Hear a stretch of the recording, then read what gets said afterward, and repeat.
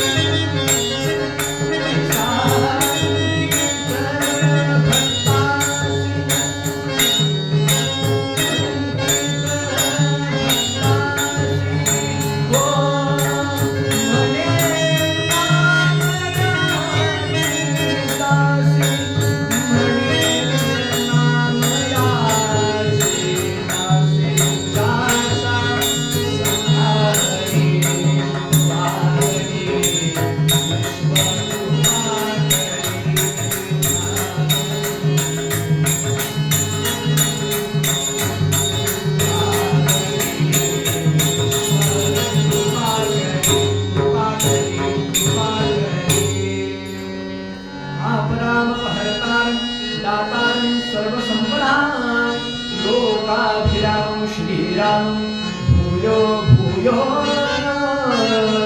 नमामि मनोजवं मारुततुल्यवेगं जितेन्द्रियं बुद्धिमतां वरिष्ठं वातात्मजं वानरयूथमुख्यं श्रीरामदूतं शरणं प्रपद्ये सजयति सिन्धुरवदनो देवो यत्पादपङ्कजस्मरणं वासरमणिव तमसां राशिं नाशयति विघ्नान् नमस्तस्मै भगवते नारदाय महात्मने कामक्रोधविहीनाय ऋषीणां प्रवराय च श्रूयतां देवदेवेश नारायण जगत्पते त्वदीयेनावधानेन कथयिष्ये शुभाकथा तुम्ही श्रोते जगदीशमूर्ती तेथे माझी व्युत्पत्ती किती बुद्धिहीन अल्पमती सदगी करीतो व्युत्पत्ती नाही कला नाही चातुर्य नाही प्रबंध नाही भक्ती ज्ञान वैराग्य नाही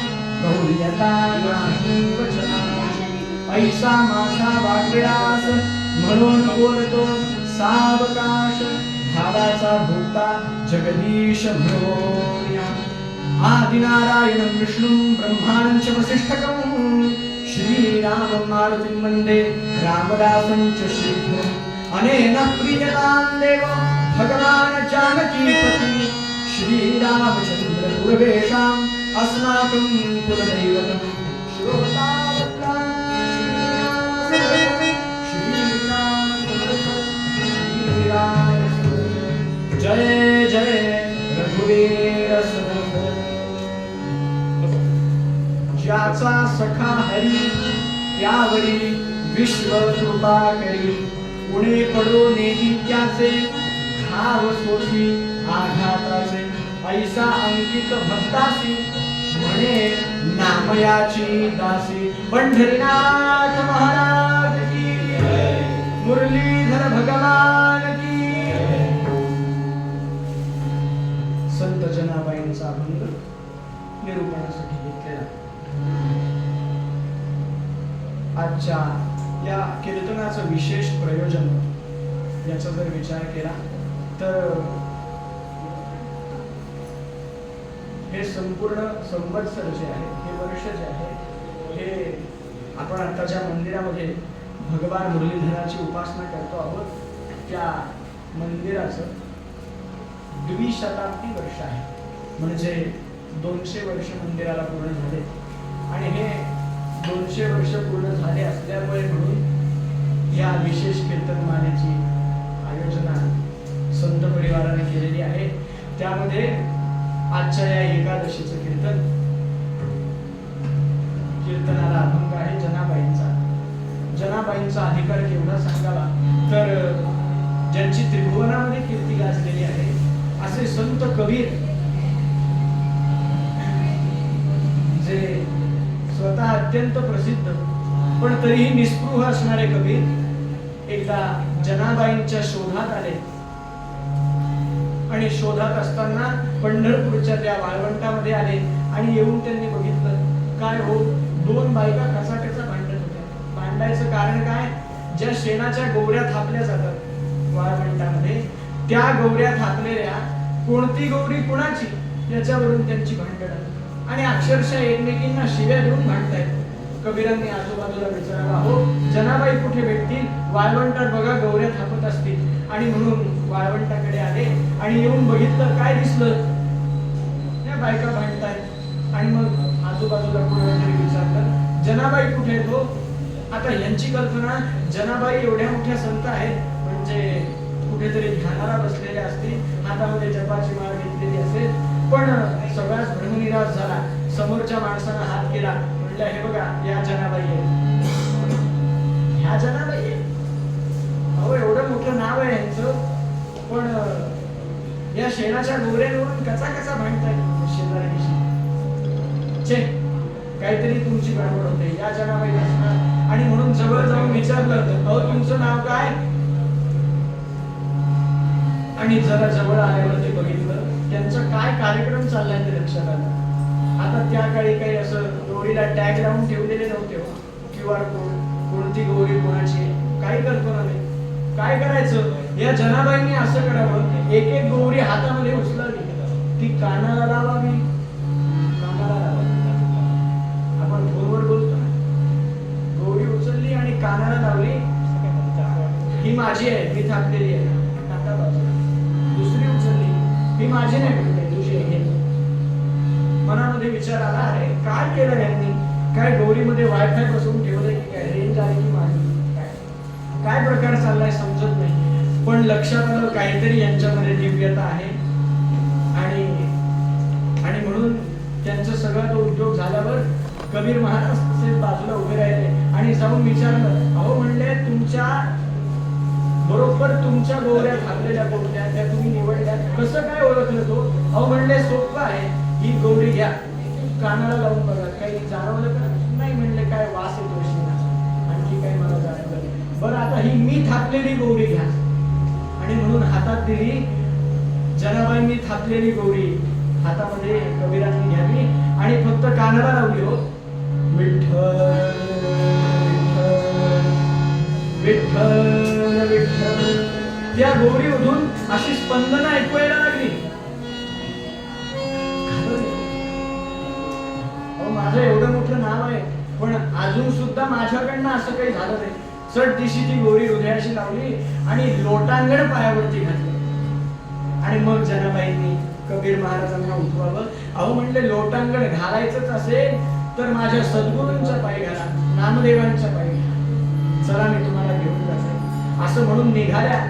आणि मग कबीर महाराजांनी विचारावं, अहो तुम्हाला कसं साध्य झालं, शेणाची गौरी थापलेली तुम्ही एवढे त्या भगवंताच्या नामाशी एकरूप झालात की त्या थापलेल्या गौरीमधून विठ्ठल विठ्ठल आला. काय त्यांचा अधिकार असेल लक्षात घ्या. आणि मग विचार केला आणि ह्या अधिकाराचं मर्म या अभंगामधून जनाबाईंनी सांगावं. ज्याचा सखा हरी त्यावरी विश्वकृपा करी. बघा, माणसाची अनेक नाती असतात आणि त्यातल्या त्यात आपल्या धर्मामध्ये भरपूर नाती आहेत. बघा तुम्ही काय काय नातं असतं हो. जो आसरा देतो तो सासरा, जो धीर देतो तो धीर, जी आनंद देते ती नणंद. सगळी अशी भरपूर नाती आमच्याकडे आहेत. पण या सर्व नात्यांच्या पलीकडचं एक नातं आहे. ते म्हणजे कोणतं हो? ते म्हणजे मित्रत्वाचं नातं. काय आहे? आपल्या आयुष्यामधलं एकमेव नातं हे असं असतं की जिथे आपल्याकडे चॉईस असते. मैत्री कोणाशी करायची याची संपूर्ण चॉईस आपल्याकडे आहे की नाही. आपण कुणाला मित्र बनवावं आणि कुणाला बनवू नये हे संपूर्णपणे आपल्या हातात आहे. आणि मग एक शायर असं म्हणतो, यदि दिल देना हो, यदि दिल देना हो तो दिल से देना दिल. यदि दिल देना हो तो दिल से देना दिल, और दिल वाला ना मिले तो कम दिल से मत मिले. आणि म्हणून मैत्री अशाशी करावी ज्याच्याशी शास्त्रामध्ये सांगितलं, समानशीले जसने सख्यम. त्याच्यामध्ये समानशील आहे, काहीतरी समानता असली पाहिजे ना. मग मैत्री दोन्ही प्रकारची असते. काय आहे? बघा, जे मन लावून कीर्तन ऐकतात त्यांची पण मैत्री, आणि जे कीर्तनाला गप्पा मारतात त्यांची पण मैत्री. जशी चांगल्याची मैत्री तशी वाईटाची पण असते की. एखाद्या शाळेमध्ये, एखाद्या ग्रंथालयामध्ये रोज अभ्यासाला बसणारे 2 जण मित्र बनतात, पण तेच पानपट्टीवरती जाऊन तंबाखू खाणारे पण मित्र बनतात की. आणि म्हणून समानशीले व्यसने सुसख्यम. मग मैत्री कोणाशी करावी?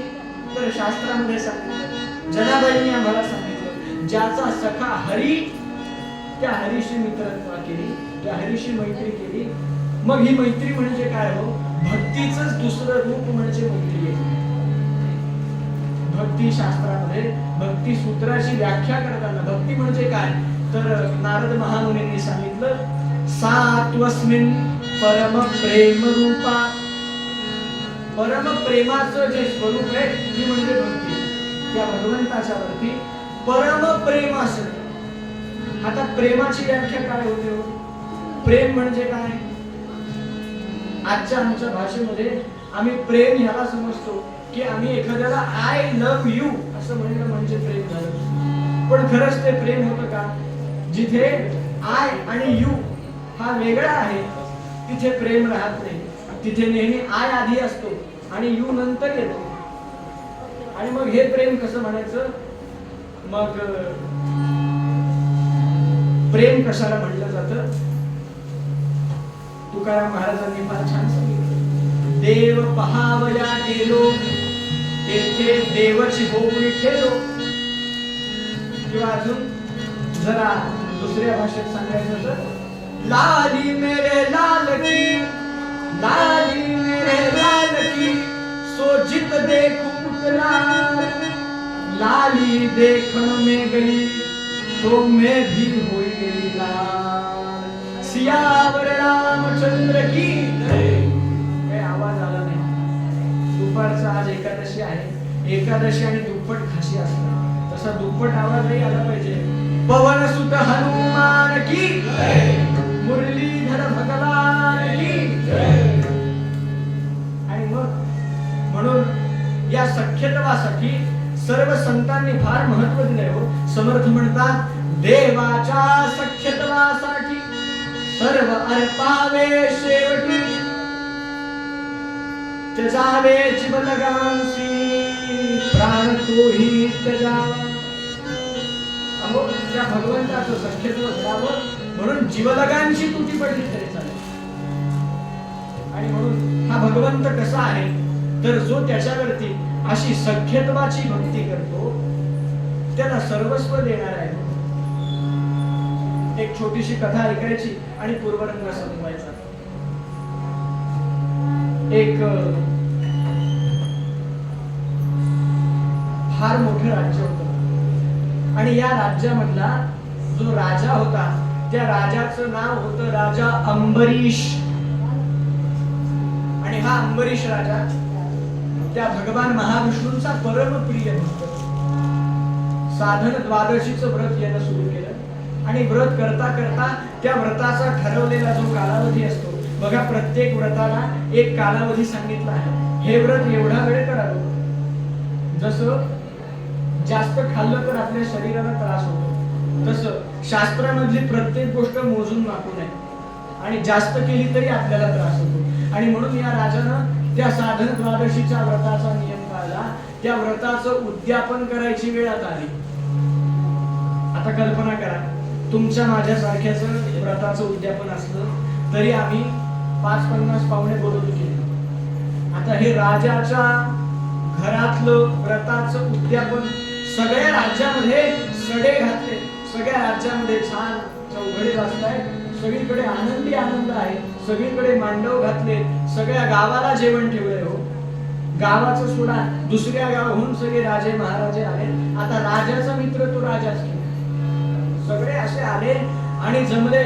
या साधन द्वादशीचं व्रत असं असतं की बरोबर माध्यान्नीच्या वेळेला, ज्या वेळेला सूर्य माथ्यावर येईल त्या वेळेला उपवास सोडायचा असतो द्वादशीच्या दिवशी. आणि मग आता पहाटेची वेळ संपली, सगळं सकाळची पूजा झाली, दुपार जवळ यायला आली आणि तसं राजाने विचार केला, चला आता आपण व्रत सोडायला बसू असं म्हणून निघणार. आणि तेवढ्या दारावरती कोणीतरी आला. कोण आलं हो? आता त्या काळी बेल फक्त पिंडीवर व्हायचं, त्यामुळे दारावरती ललकारी आली, नमः पार्वती पतये हर हर महादेव. कोण आलं बघा म्हणले, जा लवकर. आणि जाऊन बघितलं तर दारावरती दुर्वास मुनी आले. आता यांचं नावच कसं बघा, दूरवास म्हणजे नको आम्हाला यांचा वास. वास म्हणजे निवास, बरं. दूरवास म्हणजे आमच्यापासून हे दूर राहिलेलं बरं.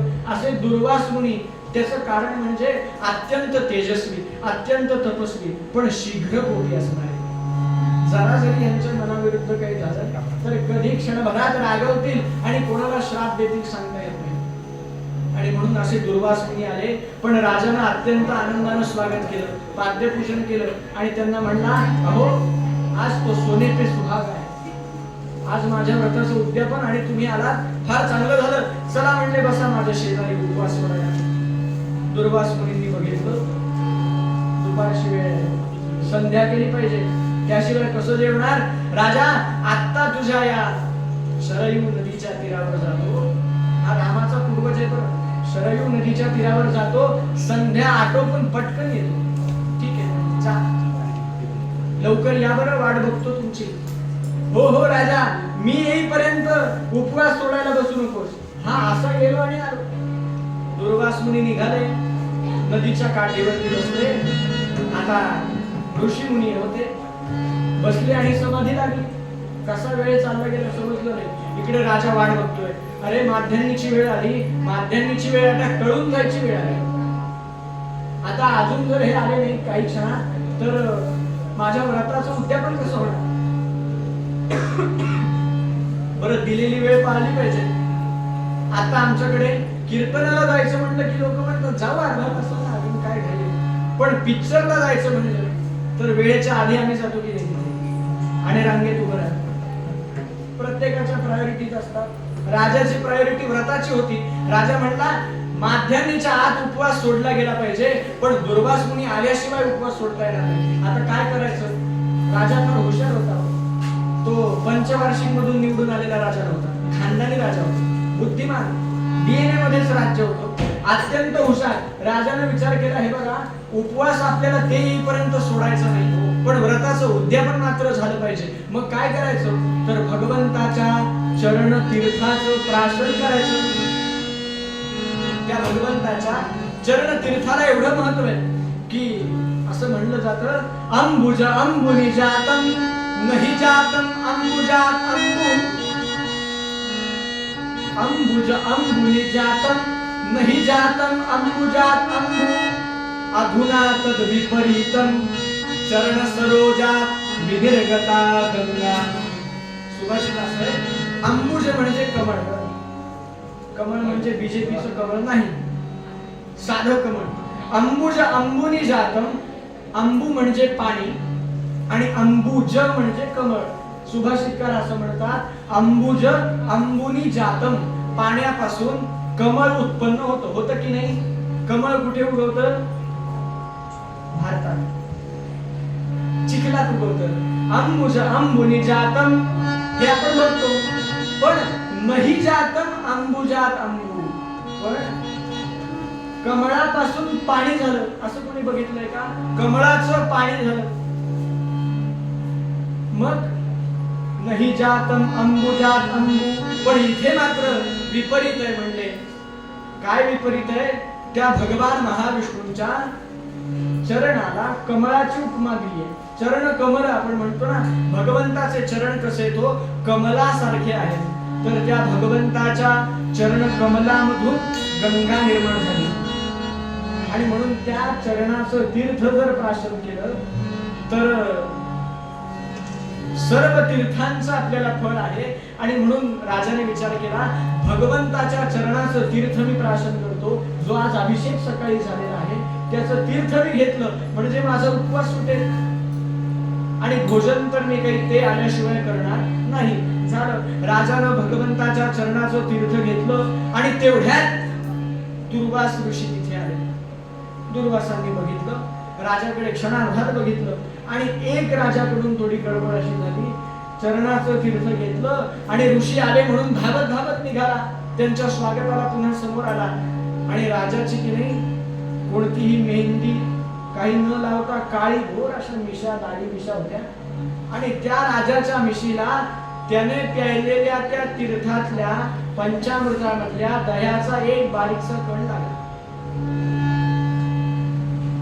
आणि दुर्वास ऋषींनी बरोबर राजा आल्या आल्या त्याच्या मिशीकडे बघितलं. त्यांच्या लक्षात आलं, अरे तुझ्या मिशीला दह्याचा कण लागलेला दिसतोय, म्हणजे मी येण्यापूर्वीच तू जेवलास. थोडी तुला कळ काढता आली नाही. हा माझा अपमान झाला. आणि म्हणून जे चिडले त्यांच्या तळपायाची आग मस्तकाला गेली आणि मग त्यांच्या त्या जटेमधून एक बट त्यांनी उपटली, ती अभिमंत्रित केली आणि दानकण जमिनीवरती आपटली. जोरात आपटली, ह्याच्या लक्षात दानकण आपटली आणि त्या आपटलेल्या बटेमधून एक कृत्या निर्माण झाली. कृत्या म्हणजे वाईट कामं करणारी राक्षसी. ती राक्षसी निर्माण झाली आणि आता ही कृत्या कोणाच्या ऑर्डर ऐकायला लागली? दुर्वास ऋषींच्या. जा म्हणले त्याला खाऊन टाकले. कृत्या पळायला लागली राजाच्या मागे. राजा धावतोय आणि मग राजाने विचार केला, अरे आता आपण कितीही बलवान असलो, आपण जरी राजे असलो तरी ह्या राक्षसीनी पुढे आपलं काही चालणार नाही. आणि म्हणून धावत धावत परमेश्वराजवळ आला आणि जी हाक मारली, जी हाक परमेश्वराला मारली, भगवान विष्णू प्रसन्न झाले. त्या राजाच्या मदतीसाठी म्हणून सुदर्शन चक्राला आज्ञा दिली. सुदर्शन चक्राला सांगितलं, माझा भक्त संकटात आहे, लवकर जा आणि त्याला वाचव. सुदर्शन चक्र निघालं आणि धावत धावत धावत धावत. आता सुदर्शन चक्र म्हणजे काय हो? सर्व प्रहरणायुध असे भगवान आहेत आणि त्यांचं लाडकं शस्त्र म्हणजे सुदर्शन चक्र. मग हे सुदर्शन चक्र निघालं आणि क्षणार्धात त्या कृत्येला नष्ट करून टाकलं. पण सुदर्शन चक्राचं प्रोग्रामिंग असं काही केलेलं आहे की भक्तावरती संकट ज्या वेळेला येतं तर ते संकट मुळापासून नष्ट करायचं. मग ते संकट कुठून निर्माण झालं? तर ती कृत्या दुर्वास मुनींच्या बटेतून निर्माण झाली. त्यांची बट त्यांच्या डोक्यावरती आहे म्हणून त्यांचं डोकं छाटलं पाहिजे. LHS = RHS. चला, दुर्वास मुनींच्या मागे चला. आणि म्हणून हे सुदर्शन चक्र आता दुर्वास मुनींच्या मागे लागले. त्यांना आपली पळता थोडी झाली, अरे कुठून मी चिडलो आणि ह्याच्यावरती ती राक्षसी सोडली. धावत धावत निघाले, त्रिभुवनामध्ये निघाले. भगवान शंकरांच्याकडे आले, म्हणले, अरे हे सुदर्शन चक्र माझं आहे का? माझं नाही. त्रिशूळ लागलं असतं तर ठीक आहे, सुदर्शन चक्र आहे ना, माझं डिपार्टमेंट नाही. ब्रह्मदेवांच्या मागे जाऊन लपले. ब्रह्मदेवांनी म्हणावं, अहो पुत्र आहेत हो त्यांचे, पहिले बाजूला सर, तू जर माझ्या मागे उभा राहिलास तर तुला मारण्यासाठी ते मला कापून पुढे आधी बाजूला जा. मग विष्णूंच्याकडे आले, अहो तुमचंच चक्र आहे, वाचवा. भगवान विष्णूंनी सांगावं, चक्र जरी माझं असलं तरी आता ते माझ्या भक्ताच्या ताब्यात आहे. याचं कारण भक्ताच्या रक्षणासाठी ते एकदा माझ्या हातातून सुटलं की ते भक्ताच्या मालकीचं होतं. आणि म्हणून भक्ती ही फार महत्त्वाची. पुन्हा दुर्वासुरींना शेवटी राजाकडे जावं लागलं, राजाची माफी मागितली. राजा म्हणला, हो मीच त्याला प्रार्थना करतो. आणि मग राजानं सुदर्शन चक्राला प्रार्थना केली आणि मग ते शांत झालं आणि पुन्हा भगवान महाविष्णूंच्या कडे परत निघालं. असं हे सुदर्शन चक्र. आणि असा हा भगवान परमात्मा महाविष्णू तो कसा आहे तर भक्ताचा अंकित आहे. आणि भक्त कोणाला म्हणतात तर जो भक्ती करतो तो भक्त, जो भक्ती करतो तो भक्त. भक्ती वेगळे जे ज्ञान, भक्ती वेगळे जे ज्ञान, भक्ती वेगळे जे ज्ञान.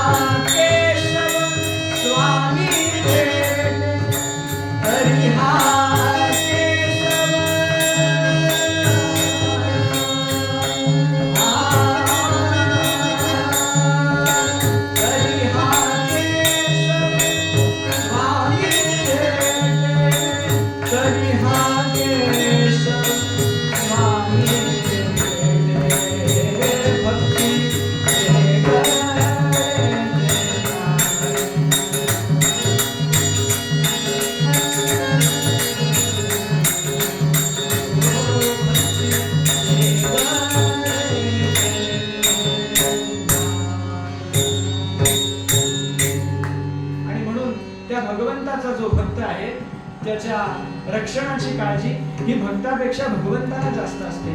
आणि तो भगवंत त्या भक्ताचं रक्षण कसं करतो, काय काय युक्ती वापरतो, वेळ प्रसंगी वेगवेगळी रूप घेतो आणि कोणत्या वेगवेगळ्या रूपांचा आधार घेऊन तो आपल्या भक्ताची रक्षा करतो, हे बऱ्याचदा आपल्याला देहबुद्धीने लक्षात येत नाही. ते म्हणतात ना, पता नहीं किस रूप में आकर नारायण मिल जाए. आणि म्हणून हा भगवंत असा आहे की जो आपल्या भक्ताचा अंकित झाला की जे परमगुह्य जे आहे, जे मिळवायला ऋषींना हजारो वर्ष तपस्या करावी लागली आणि मग त्यांना प्राप्त झालं. पण ते मात्र माऊलींनी म्हणावं, भावबळे आकळे निरमी नाकळे करतळी आवळे तैसा हरी. काय सांगितलंय बघा, काय शब्द आहे तो, करतळी आवळे तैसा हरी. हातामध्ये आवळा घ्यावा तितक्या सुलभतेनं तो हरी, तो परमात्मा आपल्याला प्राप्त होतो. पण कसा प्राप्त होतो, देहेन वाण्या अपिचेतसाला करोति यत्कर्म नरस्वभाव समर्पयेत् श्री हरयेत्यशेषं अव्याजतस्सा किलदास्य. तो परमेश्वर असा आहे की करतळी आवळे जैसा हरी, ज्याप्रमाणे हातामध्ये आवळा दिशी येतो तितक्या सुलभतेने प्राप्त होणार आहे. पण कोणत्या मार्गाने तर अन्य कुठल्याही मार्गाने, फक्त भक्ती मार्गाने एवढ्या लवकर प्राप्ती आहे. नाहीतर कर्म मार्ग बघायला गेलं तर समर्थ म्हणतात, बहुतांपरी संकटे साधनांची व्रतेदान उद्यापने ते काय आहे? कोणतंही व्रत करायचं म्हणलं, कोणतंही दान जरी द्यायचं म्हणलं ना, तरी आमचा अहंकार एवढा आडवा येतो. महाभारतामधला प्रसंग, अर्जुनानं एकदा भगवान श्रीकृष्णाला विचारलं, आता सख्य भक्ती होतो, मित्रासारखं नातं आहे, मित्रासारखं प्रेम आहे, आणि म्हणून अधिकाराने विचारलं, म्हणजे श्रीकृष्णा तू दानवीर दानशूर म्हणून नेहमी कर्णाचंच नाव का घेतो? मी पण दान देतो, मी सुद्धा दान करतो, मग त्याच्यात आणि माझ्यात काय फरक आहे? फरक बघायचा आहे तुला? चल म्हणले. भगवान श्रीकृष्ण प्रॅक्टिकलवर जास्त विश्वास ठेवतात. एखादं पुस्तक लिहून दिलं असतं आणि वाच म्हणले, हे त्यांचं तत्व नाही.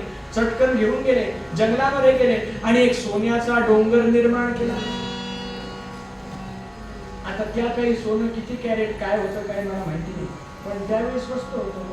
सोन्याचा डोंगर निर्माण केला, स्वस्त होतं पण मौल्यवान होतं, आणि म्हणून सांगितलं अर्जुनाला, अर्जुना हा जो डोंगर आहे की या डोंगराचा 7/12 तुझ्या नावावर केला, जा कर म्हणले. किती दान करायचंय तुला? असं म्हणता थांबा, आता 4 लोकांना बोलवलं, दवंडी पिटवली. आता त्या काळी काही सोशल मीडिया नव्हतो, नाहीतर फोटो काढून व्हॉट्सअपवर टाकलं असतं, या आणि दान घेऊन जा. पण तसं केलं नाही. दवंडी पिटवली आणि सगळ्या गावामध्ये सगळीकडे लोकांना सांगितलं, भरपूर पिशव्या घेऊन या, तुमचे घमेले पातेले जे काही भांडे घरात असतील सगळे घेऊन या, पण सोनं तुम्हाला दान मिळेल, सोनं दान घ्यायला या. असं करत करत सगळं गाव जमा झालं.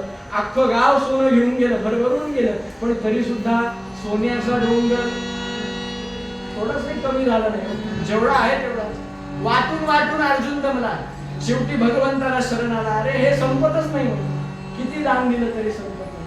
असं म्हणतोस, चल आता कर्णाकडे आपण जाऊ. आणि म्हणून कर्णाजवळ आले, कर्णाला घेऊन जंगलामध्ये गेले. कर्णाला सांगितलं, हे बघ कर्णा, हा जो सोन्याचा डोंगर दिसतोय, हो म्हणले दिसतोय, हा तुझ्या नावावर मी केला आणि हा आता तुला दान द्यायचा आहे. असं म्हणतात. बर, रस्त्याच्या कडेने कोणीतरी अनोळखी माणूस चाललेला, त्याला बोलवलं, कर्णाने आवाज दिला आणि सही करून दिला. म्हणले, हे बघ हा डोंगर तुला घेऊन. किती सोपं आहे हो, पण आपल्याला जमतं का?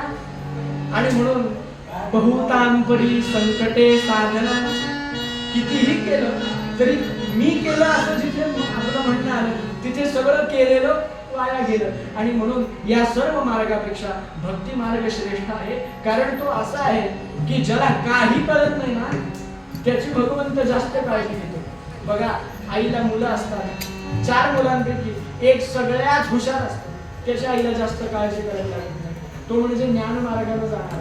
पण त्यांच्यामध्ये जो सगळ्यात मंद बुद्धी असतो, ज्याला काही समजत नाही, त्याचा हात आई स्वतः धरते गर्दीमध्ये, तो भक्ती मार्ग आहे.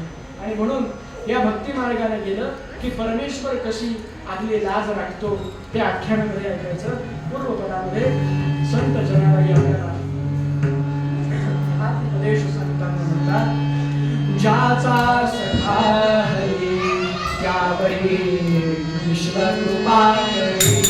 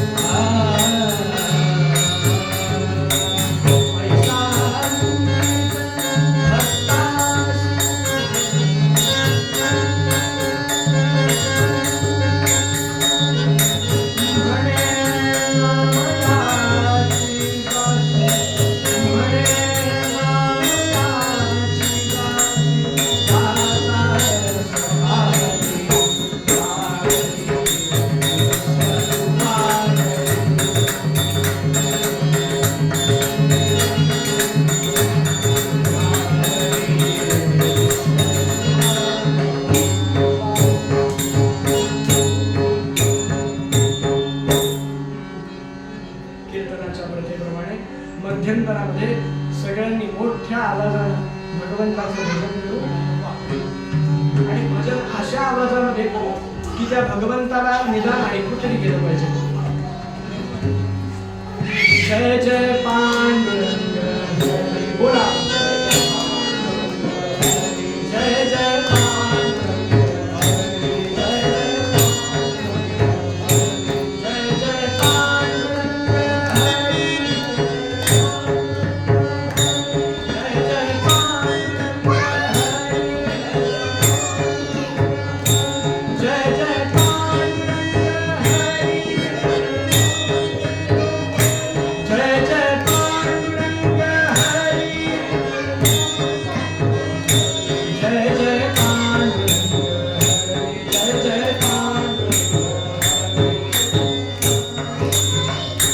जय जय पांडुरंग जय जय पांडुरंग हरी जय जय पांडुरंग हरी जय जय पांडुरंग हरी जय जय पांडुरंग हरी जय जय पांडुरंग हरी जय जय पांडुरंग जय जय पांडुरंग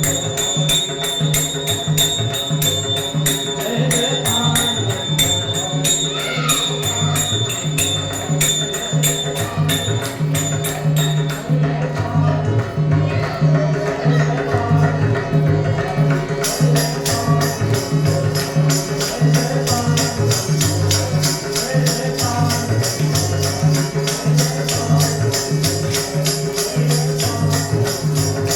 जय जय पांडुरंग जय जय पांडुरंग बोला. जय जय पांडुरंग पुंडलीक वरदा हरी विठ्ठल श्री ज्ञानदेव तुकाराम पंढरीनाथ भगवान की जय. राजाधिराज प्रभु रामचंद्र महाराज की जय. सद्गुरु समर्थ रामदास स्वामी महाराज की जय. आर्य सनातन वैदिक हिंदू धर्म की जय.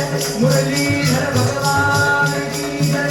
छत्रपती श्री शिवाजी महाराज की जय. गो माता की जय.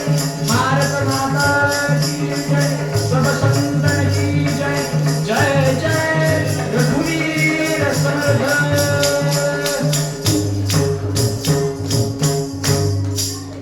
जय जय रघुवीर समर्थ.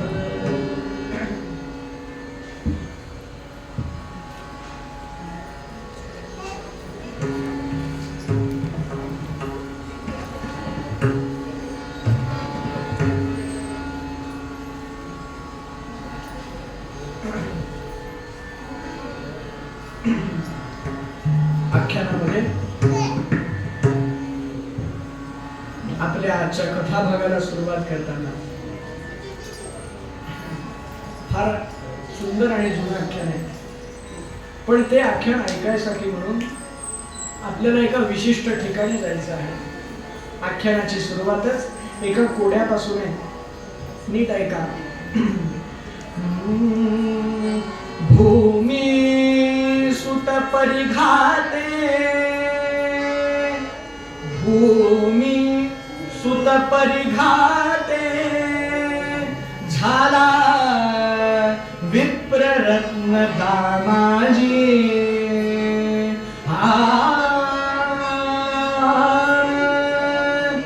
भूमी सुत परिघाते झाला विप्ररत्न दामाजी.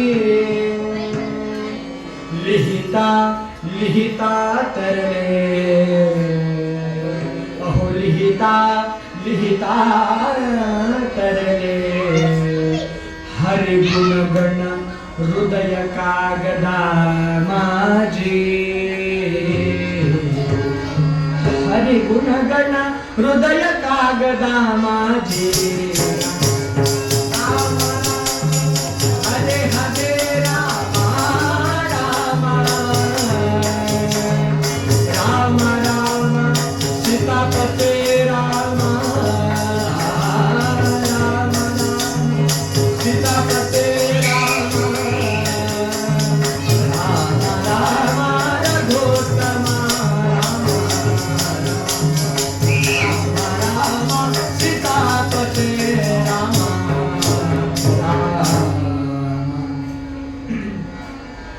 शब्द नीट आहे का?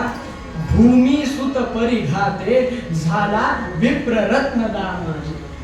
लिहिता लिहिता तरले हरी गुण गण हृदय कागदा माझी.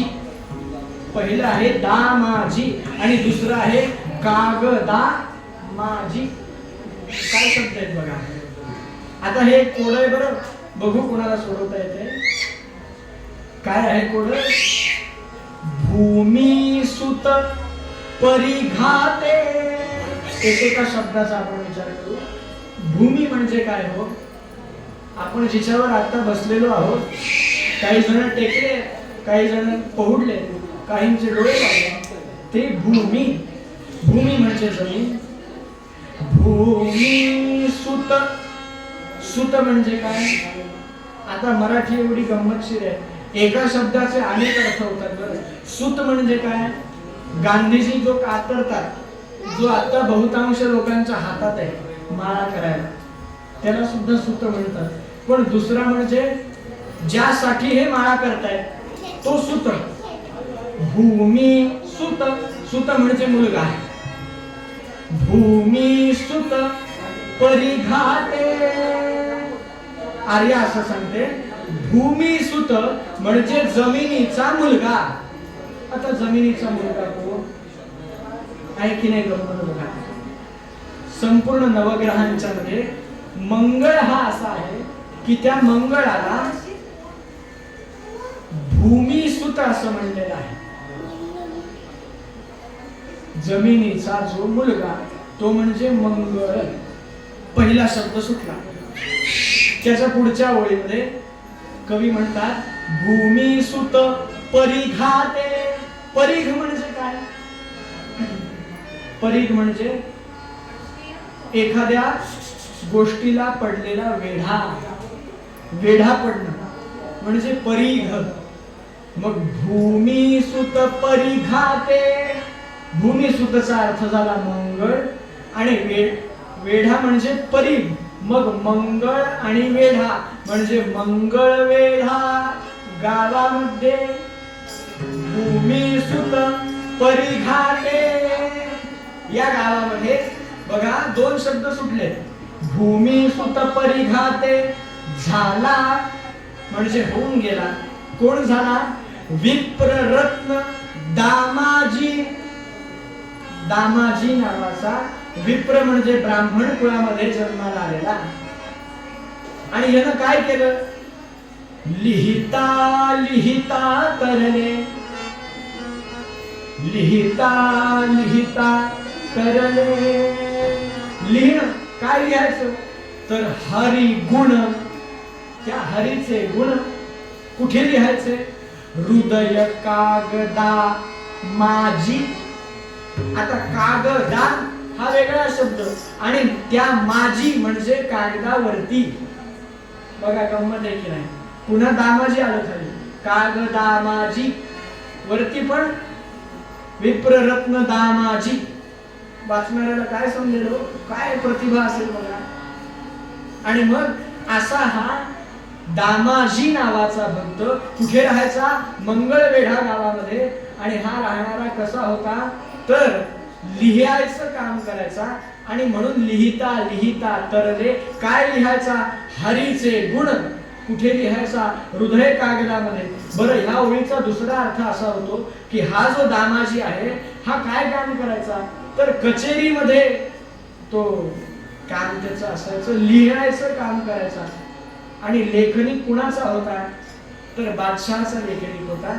आणि मग हा दामाजी नावाचा परम भक्त भगवंताचा, पांडुरंगाचा भक्त या मंगळवेढा गावामध्ये राहत होता. याचं रोजचं काम ठरलेलं. रोज आपल्या कचेरीवरती यावं. सगळा जो धनधान्याचा साठा बादशहानं भरून ठेवलेला हा सगळा साठा निजामाच्या प्रांतामध्ये होता. आणि म्हणून हा सगळा याच्याकडे जबाबदारी होती. आणि ती जबाबदारी पार पाडायची. प्रत्येकाकडून सगळा शेतसारा वसूल करायचा, तो घ्यायचा, साठवून ठेवायचा, तो मिळवायचा आणि नंतर तो बादशहाच्याकडे पाठवायचा. असं याचं काम. असा हा दामाजी हे काम निष्ठेनं करत होता. आणि ते काम करत असताना त्याच्या त्या मंगळवेढा गावामधले सगळे लोक ओळखीचे हो, सगळ्यांचा हा चांगल्या ओळखीचा आणि अत्यंत सज्जन, अत्यंत सच्शील, भगवंताचं रोज नामस्मरण करावं आणि नाम घेत घेत काम करावं अशा व्यक्तीचा हा दामाजी काम करत असताना झालं असं की त्या मंगळवेढा गावामध्ये भयानक दुष्काळ पडला. इतका भीषण दुष्काळ पडला की लोक अन्नान्न दशा होऊन मरायला लागले. कोणाला प्यायला पाणी नाही, कोणाला खायला अन्न नाही. आणि अशा या दुष्काळामध्ये भयानक दुष्काळ पडलेला असताना या दामाजीला लोकांचा कळवळ आला. दामाजीने विचार करावा, एवढे आपल्या राज्यामधले आपले सगळे भावंडच ऐक्य होते, सगळे आपले बंधू अन्न पाण्याशिवाय तडफडत असताना आपल्या घरामध्ये बादशाहनं, बिदरचा बादशाह होता, या बादशाहनं जे कोठार बनवून ठेवलंय. कोठार म्हणजे काय हो, पूर्वी घराच्या बरोबर मध्यभागी एक मोठं भुयार खणलं जायचं. त्या भुयारामध्ये सगळा मिळालेला साठा हा जपून ठेवला जायचा. त्या कोठारामध्ये सगळं धनधान्य भरलेलं आहे आणि त्या धान्याचा हा राखणदार आहे. कल्पना करा केवढी मोठी जबाबदारी आहे. आणि एवढा दुष्काळ पडलाय, सगळी लोक मरतायत, कुणाला खायला काही मिळत नाही. आणि अशा परिस्थितीमध्ये मी माझ्या घरामध्ये एवढा सगळा साठा जमवून ठेवलाय. बरं हा कुणाचा घेतला? त्या कष्टकरी शेतकऱ्यांचाच घेतलाय ना. मग काय करावं? दिवस रात्र मनाला चिंता वाटायला लागली. दामाजी अत्यंत सच्शील होता हो, सद्गुणी होता. आणि जो खरा सत्वगुणी असतो ना, त्याला जसं म्हणतात दुसऱ्यांचं दुःख बघून ज्याला दुःख होतं तो खरा भगवंताचा भक्त आहे. नाहीतर आम्ही रोज मंदिरात येतो, पण आमच्या शेजारचा पाय घसरून पडला की आम्हाला वाटतं बरं झालं एकदाचा पडला, असा विचार भगवंताचे भक्त करत नाही. आणि म्हणून दामाजीचं हृदय कळवळलं. मनामध्ये विचार आला, काय आपल्याकडून करता येईल, काय आपण या सर्व भक्तांसाठी, या सर्व गोरगरिबांसाठी काय करू शकतो. अहो सगळी लहान मुलं अन्न पाण्याशिवाय तडफडतायत. अत्यंत विचित्र दशा आहे. ग्रामी पातला दुष्काळ जेथ,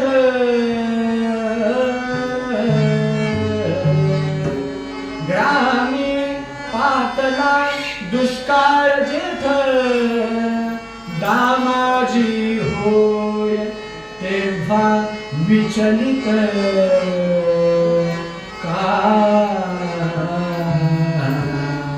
कायक दावे आजी न्यायासी, द्यावे कैसे अन्न पाण्या. विचार काय करावं, आपण काय केलं म्हणजे यांचं दुःख कमी होईल. आणि आपल्या पत्नीचा सल्ला घेतला. पत्नीला विचारलं, अगं आपल्या आजूबाजूच्या सगळ्या गावामधलं पाणी संपलंय, अन्न संपलेलं आहे, सगळे लोक तळमळत आहेत, तडफडत आहेत. आणि अशा वेळेला आपल्या घरामध्ये एवढा अन्नसाठा असताना आपण शांत बसून राहावं हे मला काही पटत नाही. आणि मग असं करावं का, आपला हा जो अन्नसाठा आहे, हे जे धान्य आहे, हे जर सगळं या लोकांमध्ये वाटून दिलं तर काय होईल.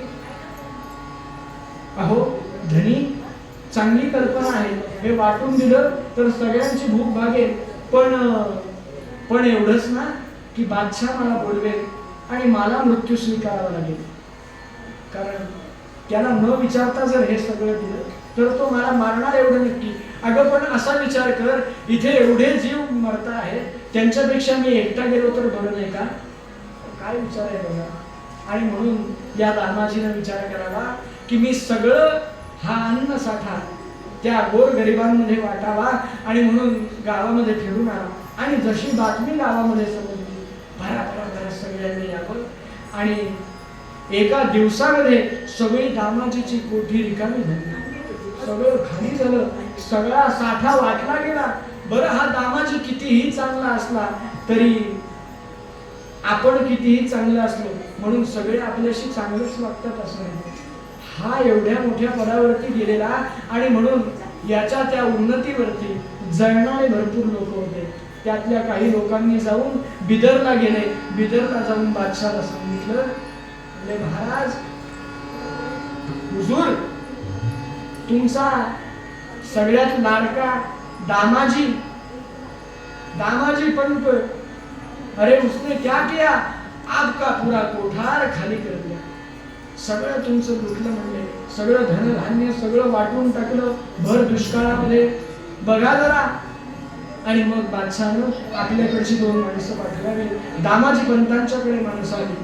दामाजी पंतांना विचारलं, अहो काय केलंय हे, तुम्ही काय केलं? माणसांनी जाऊन कोठार बघितलं, सगळं रिकामं. धान्याचा एक कण सुद्धा लोकांनी शिल्लक केला. आणि ते रिकामं कोठार बघितलं, त्या लोकांच्याच डोळ्यामध्ये अश्रू आले. अहो दामाजी, आप इतने अच्छे, आप इतने सज्जन आदमी है, ये आपने क्या कर दिया? आज तक आपने कभी ऐसी बड़ी भूल नहीं की, लेकिन ये जो आपने आज किया है, आपको बहुत बड़ा दंड भुगतना पड़ेगा. जे बादशहाचे शिपाई आले त्यांचं सुद्धा हृदय पिळवटलं. आता बादशाह याला हाल हाल करून मारणार. सगळं कोठार लुटवलं आणि आता घेऊन जावं लागणार बादशाहाच्याकडे. लक्षात आलं, दामाजी पंतांना अटक झाली. सगळं गाव रडायला लागलं. काय सज्जन माणूस आहे, काय सत्शील माणूस आहे, आम्हाला अन्न मिळावं म्हणून ह्यानं मृत्यू स्वीकारावा.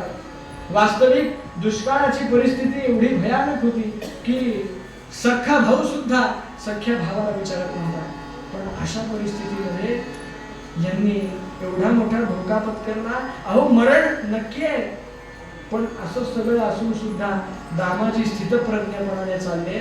दामाजींना घेऊन जाता जाता त्या सेवकांनी शेवटची इच्छा विचारावी. पांडुरंगाचे भक्त होते आणि म्हणून आपली इच्छा भगवंताला त्यांनी सांगितली.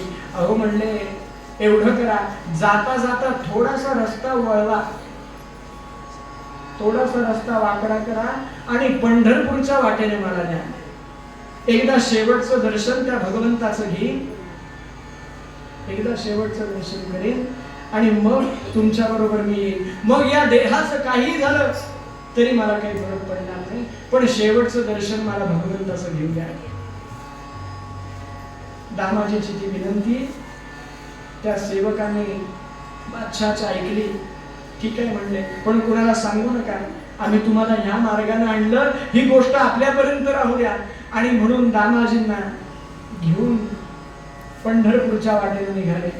जाता जाता अखंड भगवंताचं नामस्मरण. आता आपलं मरण निश्चित आहे याची पूर्ण कल्पना आली आहे हो, पण ज्यांनी संपूर्ण आयुष्य भगवंताची सेवा करण्यामध्ये घालवलं त्यांना मरणाची कसली भीती. आमचं मात्र उलट असतं, आम्ही सगळं आमचं पुण्य रिझर्व करून ठेवतो. आत्ता नको, म्हातारं झाल्यावर करू, मरायच्या आधी करू. पण आयुष्यभर आपण काय केलं याच्यावरती आपला मृत्यू असतो ना. आणि म्हणून अत्यंत निडरपणानं दामाजींनी पंढरपुरामध्ये यावं आणि पांडुरंगाच्या समोर आले. ते रूप बघितलं आणि हृदय हलवलं. आता मला मृत्यू मिळणार आहे, मी बादशहाच्याकडे गेल्यावर तो मला जिवंत ठेवणार नाही याची कल्पना आहे, पण त्याचं दुःख नाही. इथून पुढे भगवंता तुझं हे सावळं रूप मला पुन्हा बघायला मिळणार नाही. आणि म्हणून दुःख झालं, भगवंताच्याकडे आले, भगवंताला हात जोडले. शांताकारं भुजगशयनं पद्मनाभं सुरेशं विश्वाधारं गगनसदृशं मेघवर्णं शुभांगं लक्ष्मीकान्तं कमलनयनं योगिभिर्ध्यानगम्यं वन्दे विष्णुं भवभयहरं सर्वलोकैकनाथं. पंढरीनाथ भगवान की जय. भगवंताला हात जोडले आणि एवढंच सांगितलं, यथाशास्त्र प्रपद्यन्ते कार्याकार्य व्यवस्थितं. म्हणजे भगवंता, जर राज्यशास्त्राचा विचार केला तर मी केलेला फार मोठा गुन्हा आहे. माझ्या राजाला न विचारता मी संपूर्ण कोठार खाली करून टाकलं, हा अक्षम्य अपराध आहे, हे मला मान्य आहे. पण नीतिमत्तेचा जर विचार केला तर माझ्या घरामध्ये एवढं भरलेलं धनधान्य असताना माझ्या आजूबाजूच्या लोकांनी अन्न पाण्याशिवाय मरावं हे अत्यंत चुकीचं आहे. आणि म्हणून नीतिशास्त्राच्या दृष्टीने मी जे केलं ते बरोबर आहे असं माझं मत आहे.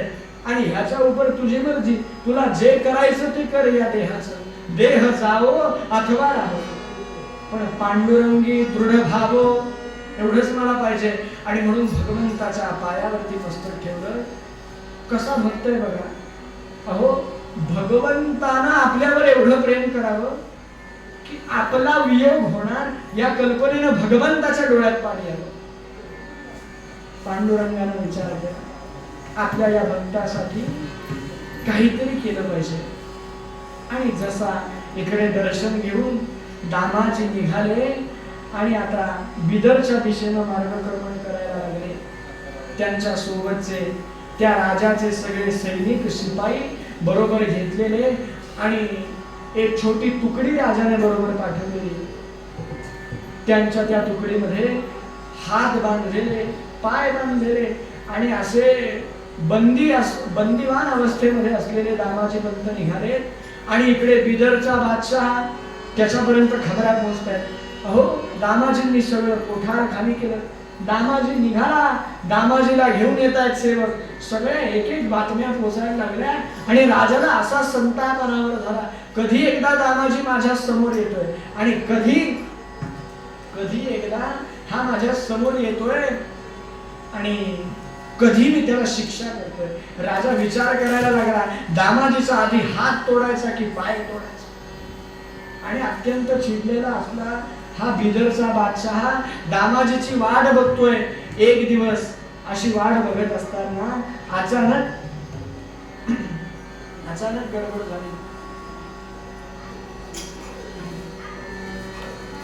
काय झालं? बिदरचा बादशाहचा दरबार भरलाय. सगळे सरदार, मोठमोठे राजाचे शिपाई आणि एक एक मान मरातत असणारे सगळे मोठमोठे लोक दोन्ही बाजूंनी बसलेत. आणि राजा विचार करतोय, दामाजी अजून कसा आला नाही, दामाजी अजून कसा आला नाही असा विचार करत असताना त्या राजाच्या दरबारामध्ये अगदी लांबून आरोळी ऐकू आली, हुजूर हुजूर मैं आ गया. सगळे घाबरले. अहो, बादशाहच्या दरबारामध्ये एवढ्या मोठ्या आवाजामध्ये कोण आले म्हणून सगळ्यांनी वाकून बघावं. काय दिसलं? अगदी काळ्या सावळ्या रंगाचा, किडकिडीत अंगाचा, गुडघ्या एवढं धोतर कासलेलं मळकट धोतर, त्या धोतराला उपरण बांधलेलं, अंगावरती काळी शाल बांधलेली, काळी घोंगडी घेतलेली आणि ही घोंगडी अंगावरती घातलेली, हातामध्ये लाकडाची काठी आहे, त्या काठीला घुंगरू लावले, पायामध्ये तोडा घातलेला आहे, कपाळाला गोपीचंदन लावलेला आहे, डोक्यावरती मुंडास बांधलेला आहे, खांद्यावरती पडशी घेतली आहे. आता पडशी म्हणजे काय? आता अमेरिकन टुरिस्टर वाल्यांना समजणार नाही. पडशी म्हणजे दोन कापडाचे भाग करायचे, एक भाग पुढे एक भाग मागे, दोन्ही मध्ये समांतर वजन ठेवायचं आणि ते खांद्यावर टाकायचं. अशी पडशी घेतलेली आणि अत्यंत तेजस्वी पण काळा रंग, काळा कुट्ट रंगाचा, गोपीचंदन ठाई ठाई लावलेलं. आणि असा हा आवाज आला. सगळ्यांनी त्या दिशेने बघितलं. धावत धावत आला, काठी आपली उडवत आला, अंगावरची घोंगडी सावरत या बादशाच्या समोर आला. बादशाच्या समोर आला. अरे कौन है तू? मेरे दरबार में किसी से बिना पूछे आने की इजाजत नहीं है. कौन है? तेरा नाम बता. और नाव वगैरे राहू द्या हो, तुम्ही माझं महत्वाचं काम पहिले बघा. काय काम आहे? मुंडा शात बांधिली चिठ्ठी, मुंडा शात बांधिली चिठ्ठी, फेकतो दूर जगते, फेकतो दूर जगते, फेकतो दूर जगते. मुंडा शात बांधिली चिठ्ठी, फेकितो दुरून जग जेवी, फेकितो दुरून जग जेवी. मुंडाशाला बांधलेली चिठ्ठी काढली, आपल्या त्या डोईवरच्या मुंडाशामधून डोक्याला बांधलेल्या फडक्यातून एक चिठ्ठी काढली आणि बादशाच्या सेवकाकडे फेकली. मुंडाशात बांधली चिठ्ठी, फेकितो दुरून जग जेवी. दामाजीने विकली जी कोठी, दामाजीने विकली जी कोठी. त्याचं दान घ्यावं पदरात, त्याचं दान घ्यावं पदरात. झाला महार पंढरीनाथ, झाला महार पंढरीनाथ, झाला महार पंढरीनाथ.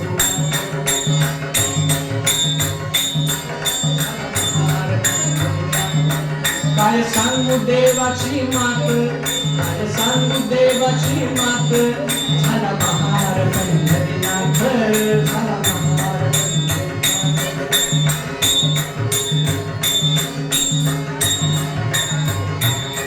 डोक्याला बांधलेली चिठ्ठी काढली आणि राजाच्या सेवकाकडे धिरकावली.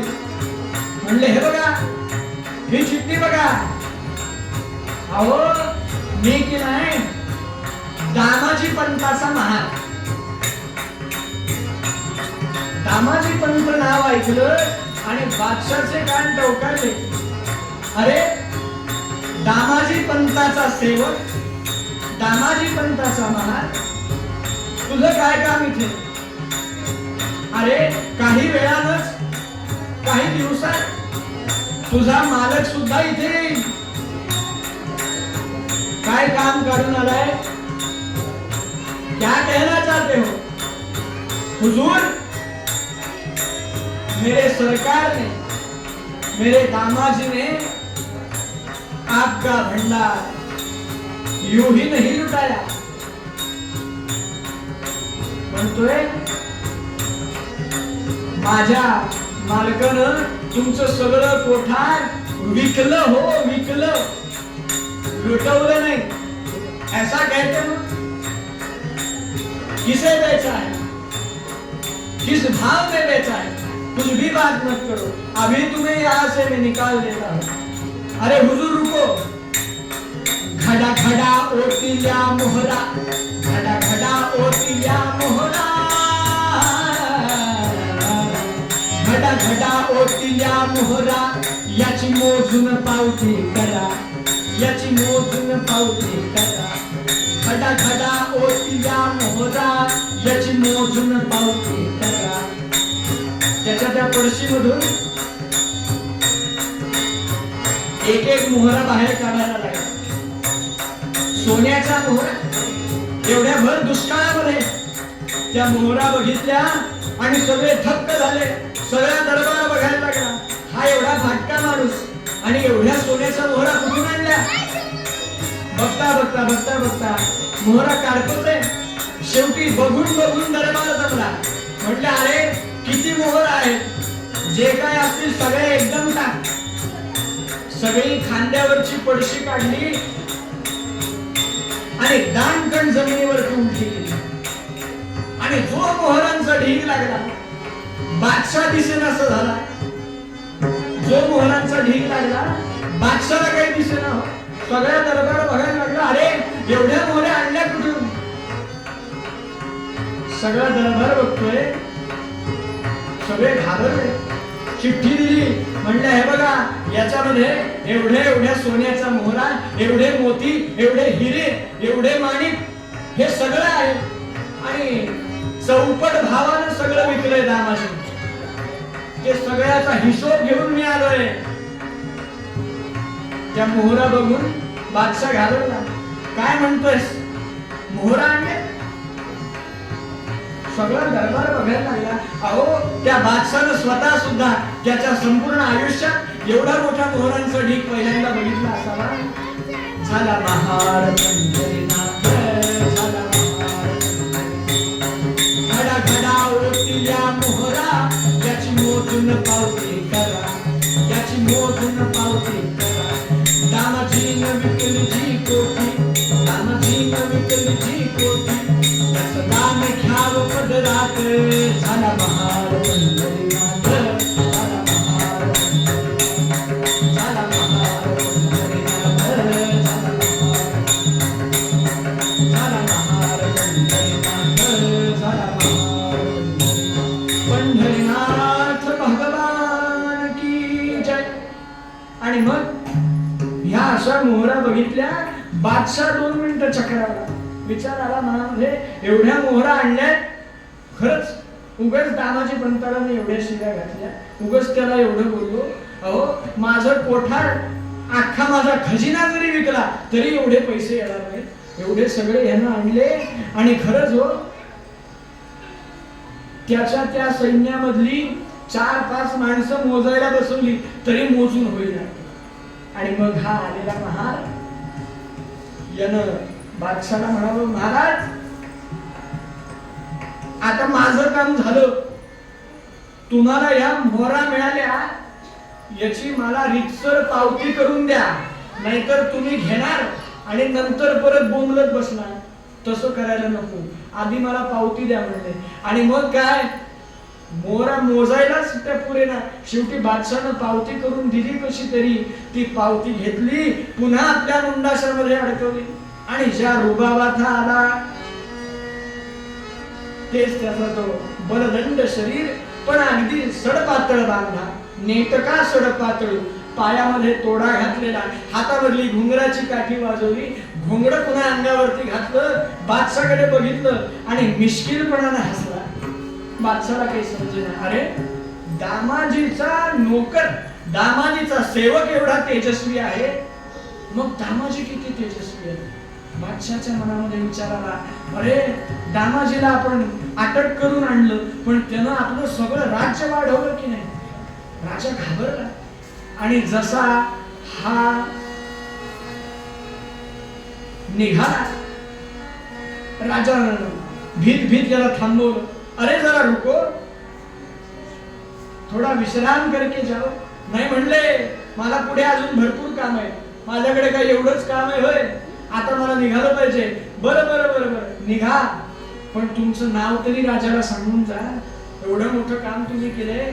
अहो तुमचं नाव काय. अहो या दासाला, मी दामाजीचा दास हो, या दासाला विठू महार असं म्हणतात. अच्छा विठू महार काय, बरं बरं बरं असं म्हणून निघाला. आणि ज्या आवेशामध्ये आला तसाच परत निघाला. सगळा दरबार थक्क होऊन बघतोय. काय सेवक आहे, काय दामाजी असतील, एवढा तेजस्वी आणि एवढा चुणचुणीत सेवक. शेवटी राजाला राहवलं नाही. अरे दामाजीला विचारलं पाहिजे आल्यावर, तुझा हा सेवक आमच्या राज्यामध्ये पाठवतोस का. किती हुशार आहे हो, किती बुद्धिमान आहे. एवढा मोठा हिशोब सगळा केला, एवढी रक्कम आणली. सगळे चकित झालेले. आणि काही दिवसांनंतर दामाजी पंतांना घेऊन राजाचे सैनिक आले. सगळ्या गावामध्ये चर्चा झालेली या घडलेल्या प्रसंगाची. जसं दामाजी पंतांनी गावाच्या वेशीमधून आत प्रवेश केला, सगळे गावातले लोक आजूबाजूला जमा झाले. आणि जी गर्दी भोवताली जमली, त्यांना समजेना. त्यांना वाटलं बहुतेक सगळे मिळून मला मारतात की काय. आता राजाचं कोठार लुटवलंय, पण निडरपणाने चालले. भगवंताचं नामस्मरण करत करत निघाले. आणि जसे राजवाड्याच्या जवळ आले, राजा धावत धावत आला. बिदरचा तो बादशाह निघाला, धावत धावत धावत दामाजी पंतांच्याकडे आला आणि लोटांगण घातलं. कुंडली कवरला. अरे दामाजी धन्य हो, पहिले इसे छुडावं. पहिले सगळे साखर दंड काढले, आधी बसवलं, प्यायला पाणी दिलं, राजानं वारा घातला आणि विचारावर, अरे दामाजी बहुत बड़ा काम आपने किया है. राजाला वाटलं, अरे मला चापकाचे फटके अपेक्षित होते आणि इथे हा गुळपाणी द्यायला लागला. काय गडबड आहे, काय झालं. आणि मग हळूच खुडीनं विचारलं, क्या हुआ. अरे दामाजी, मुझे ऐसा लगा तुमने हमारा सारा भंडार लुटा दिया, लेकिन मुझे ये मालूम नहीं था तुमने सारा भंडार बहुत अच्छे, बहुत ही अच्छे तरह से पूरा बेच दिया, और इतना सोना, इतने हीरे मैंने मेरी जिंदगी में पहली बार देखे। तुम धन्य हो। ये सब कैसे किया? तुम्हारा एक सेवक यहाँ आया और उसने हे सब दिया, असं म्हणून ती चिठ्ठी दाखवली हो. ते सगळं भरलेलं कोठार दाखवलं आणि दामाजीच्या डोळ्यातून घळघळ अश्रू वाहले. लक्षात आलं काय झालं असावं?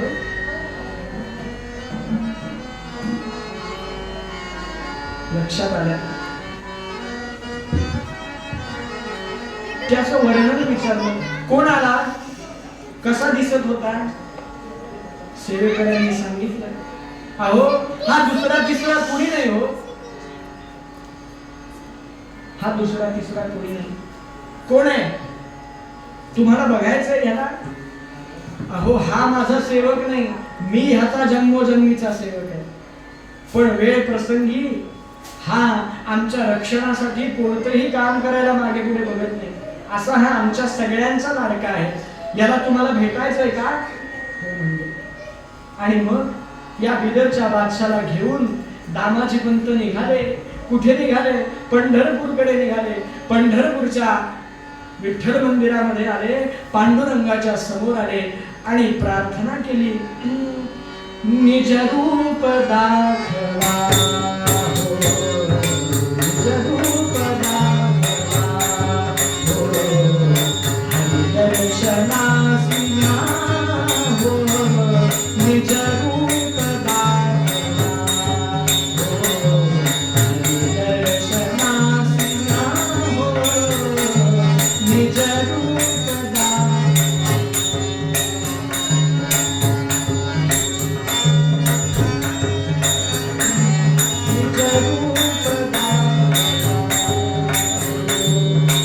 पांडुरंगाला प्रार्थना केली. भगवंता, जे तुमचं मूळ स्वरूप आहे ते आज या राजाला दाखवा, ते आज आम्हाला दाखवा आणि आम्हाला सगळ्यांना तुमची कृपा, तुमचं ते दिव्य दर्शन घडू द्या.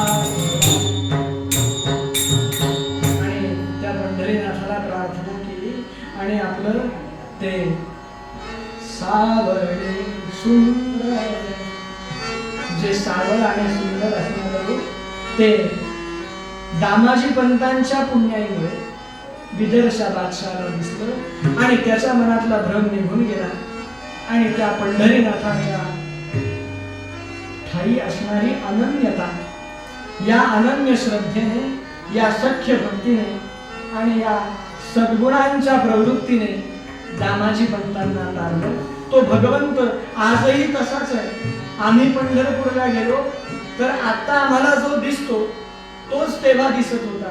पण भक्तांची श्रद्धा मात्र एवढी होती की प्रत्यक्ष रूपामध्ये तो त्यांच्या समोर प्रकट झाला पण ही श्रद्धा, ही भक्ती आपल्याला सुद्धा जर आत्मसात करायची असेल, आयुष्यामध्ये आणायची असेल, तर आपण एवढं ध्यानात ठेवलं पाहिजे.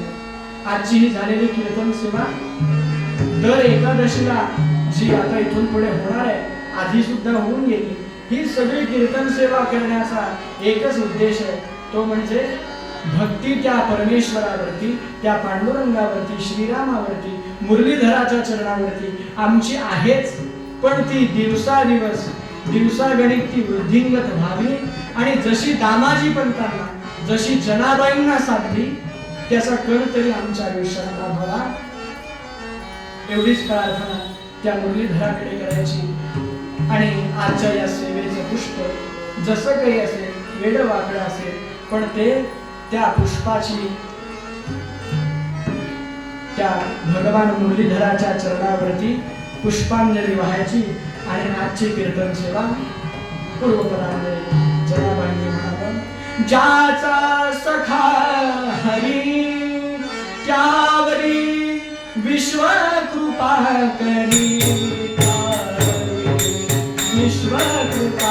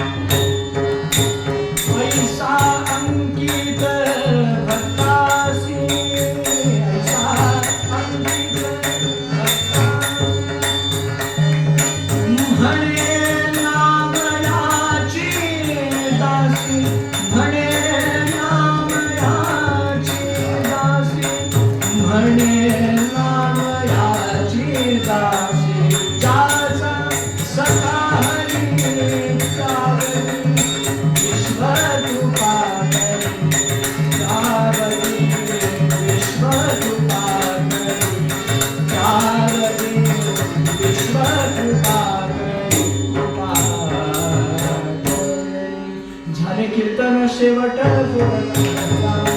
मने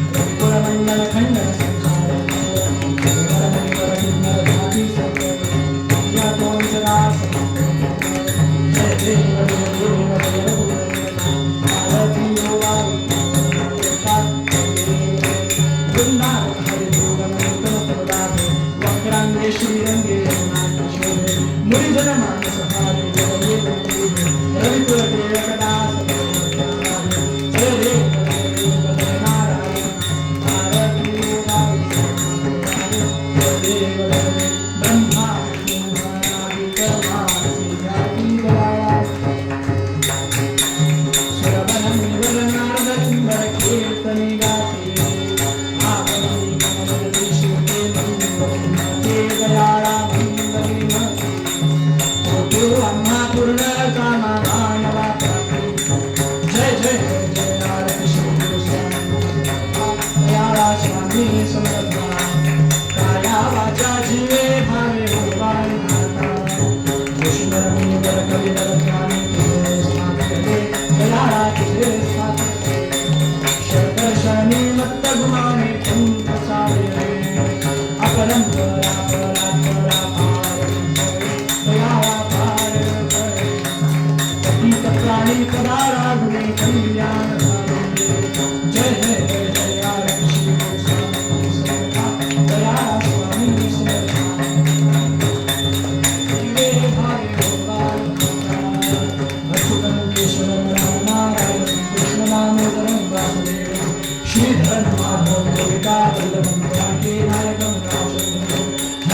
राम राम राम हरे कृष्ण हरे